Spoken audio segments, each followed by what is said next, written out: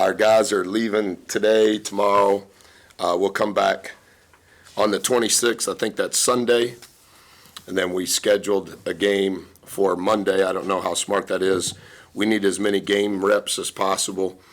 I didn't think that we played with the same effort or energy or spirit that we did in Corvallis. But I thought Mo was as good as he has been. I think Boots is finding his stride. I think Ethan has changed our team and how we start and his presence on the glass.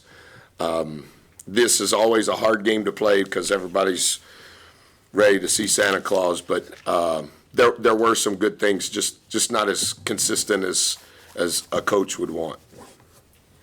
What was it about this game that you think was good for Manny to kind of step up and step out? You know, he's very physical. His versatility helps our team. We use his versatility on both sides of the ball. He is an innate connoisseur of information. Like, he watches more tape individually than anybody in our program. He's trying to figure out how to stay ahead. He has a burning desire to be the best he can be. He's been very patient and not trying to skip steps.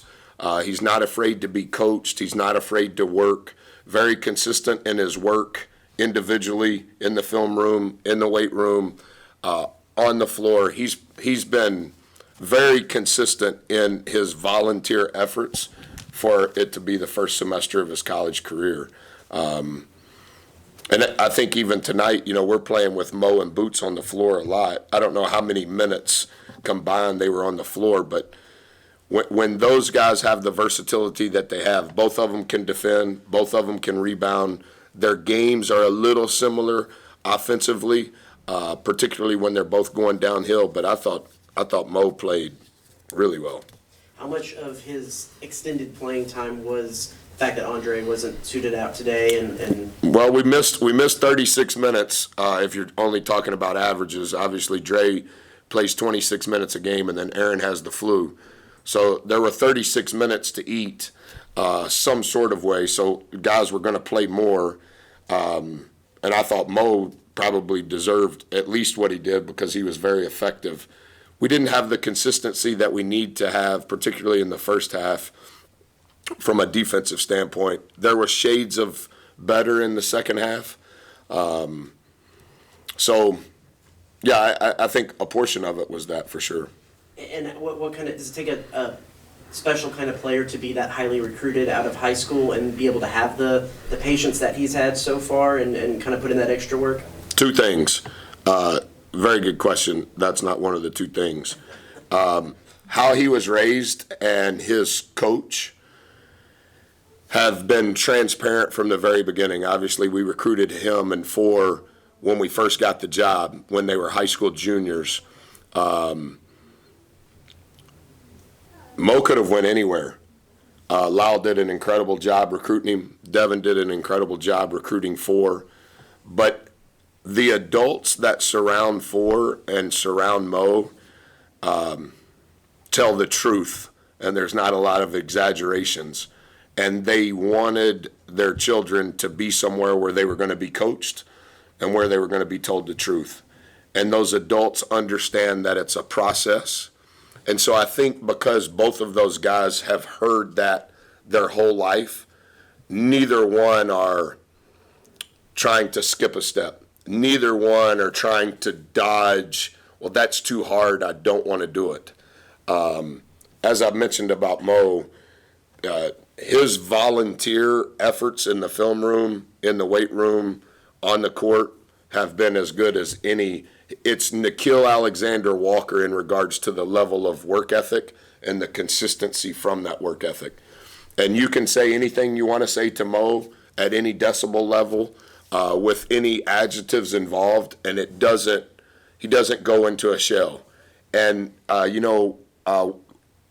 I met him on the court at one of the timeouts, and I was subbing him out. And I said, Mo, and like as soon as I was about to tell him why I was subbing him out, he already knew. And a lot of that is him being able to understand the depth of what we're trying to teach and his lack of execution in that particular possession where he didn't, but that he already knew it. The week that those two freshmen have had to close down the first semester of college is very encouraging. In the second half, Coach, they cut it down to 9, and you guys responded and go back up to 19. What does it kind of say about this group that even with Christmas break on the horizon, they knew they kind of finished business? And I'm not calling a timeout because they got to grow up. You're right, but they knew it the whole time, Mike. They knew it during the first half. They knew it at halftime. They knew it in the second half. I think we won the first ATO in the second half by 6, and then in the second ATO, lost by 4.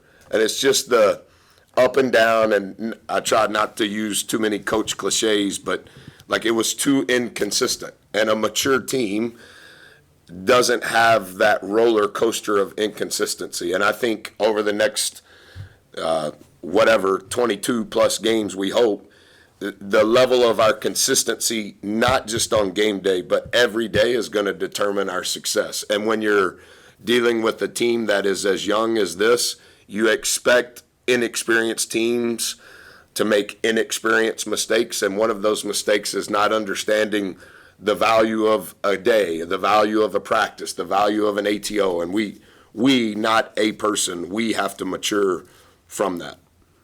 You said you need, as many games as possible for this team. With just a few, once you get back, just a couple more non-conference games, how do you feel right now you are, if you were to start SEC play? Do you feel like you guys are prepared for that? I would have answered the question differently if you'd have been on the Zoom Saturday night than I would today. I was very encouraged Saturday night. I thought we guarded the ball. I thought our defensive rebounding and offensive rebounding were borderline elite. We only had 3 turnovers in the second half. We shot 73% from the free throw line. I thought our energy and spirit was all moving in the same direction. And then today I felt it was very inconsistent. We didn't guard the ball. We didn't do a great job on the glass. So I think some of it's the Christmas game, some of it, but I think we play on Monday and then we play again on Wednesday. But 14 days from now, I think we play at Georgia in game number 1. And so we can't give any more days away, such as what we did today. We gave away too much of today. And I think that, as I told the team, we'll get the same test relative to our maturity on Monday.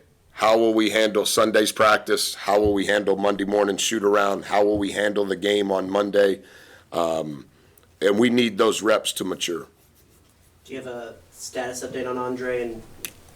And back spasm, just kind of locked up on him, and he did treatment from. We had shoot around at 11, and it happened at 11:15, and he's done treatment, but he's still, locked up. But I think there's no strain or any of that. It just kind of old man locked up. So I think he'll be okay. You've mentioned inconsistency a couple of times, but you played 11 games, you've won 9. Thankful for that. You've had 7 different leading scorers in all those games. Does it make it tougher to game plan when you don't know who's going to be the leading scorer?